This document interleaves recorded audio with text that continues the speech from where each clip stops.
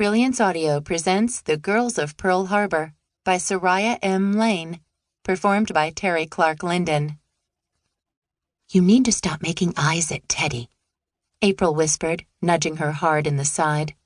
It's embarrassing. Grace glared at her sister, pulling away from her and crossing her arms tightly over her chest as her cheeks started to burn. I'm not making eyes at him, she hissed. Teddy was her best friend's sweetheart, and whatever she thought about him was never going to come to anything. Period. Besides, Teddy adored Poppy, and her friend adored him right back. It would break Poppy's heart if she knew what Grace felt about her boyfriend. I still can't believe we're here, April said with a smile, linking arms with her again, despite Grace's protest. Is this paradise or what? Grace gave in and leaned against her, forgiving her sister in one big sigh as they strolled along the beach. April had her blonde hair loose over her shoulders, and it was soft against Grace's cheek, her blue eyes so like their mother's when she glanced down at her.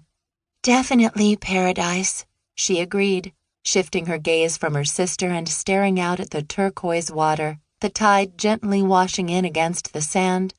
It was her idea of heaven, and so far removed from their life in Oregon, with nothing but sand and palm trees as far as the eye could see. One of the other girls said that we're in for some football injuries soon, April said. Apparently the boys stationed here all love the start of football season.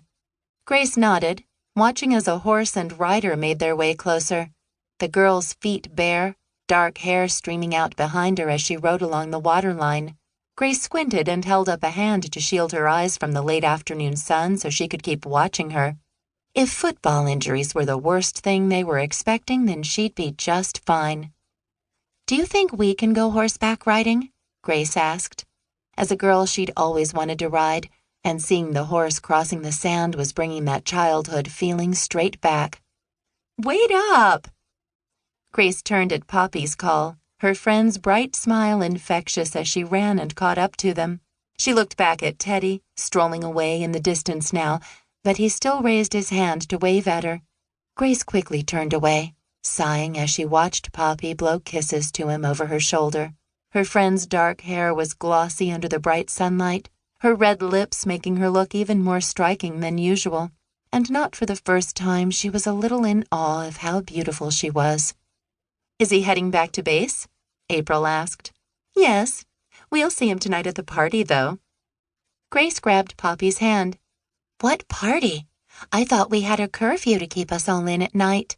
Apparently, there's this big house by the beach, and we're all invited, Poppy told them. The people here all love the nurses and soldiers, so the social life is amazing. We are going to have so much fun here. Definitely paradise, Grace repeated with a smile, shaking her head. Didn't I tell you both this would be the perfect place to be posted?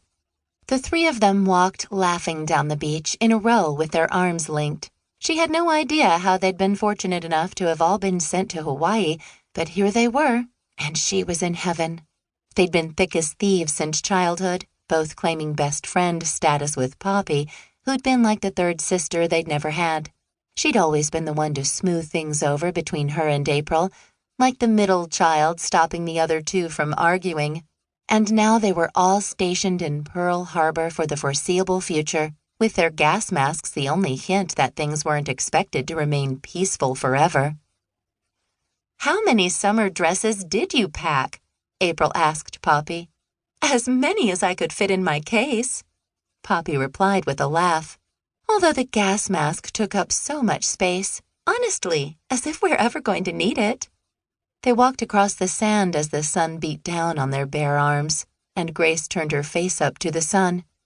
What would we be doing if we were still at home? If we weren't on duty and giving soldiers injections in their bottoms to stop them from getting yellow fever, April said. Oh, stop, Grace moaned. You know, I never knew men's bottoms could look so hairy, Poppy teased. Ugh! Grace flapped her hands and laughed. There have definitely been more unattractive ones than I expected. They all burst out laughing before Poppy took off running, shoes in her hand, head tipped back as she splashed through the water. Grace ran after her, leaving April behind as she ran as fast as she could, arms pumping to help her catch up to Poppy. Her toes dug into the sand as she caught her, grabbing hold of Poppy's slender wrist as they both collapsed onto the warm sand. "How did this happen?" Poppy asked. "How did we get so lucky?" Grace stretched out, her blonde hair fanning out around her as she watched the clear, bright blue sky above. "No idea, but I'm so glad we did."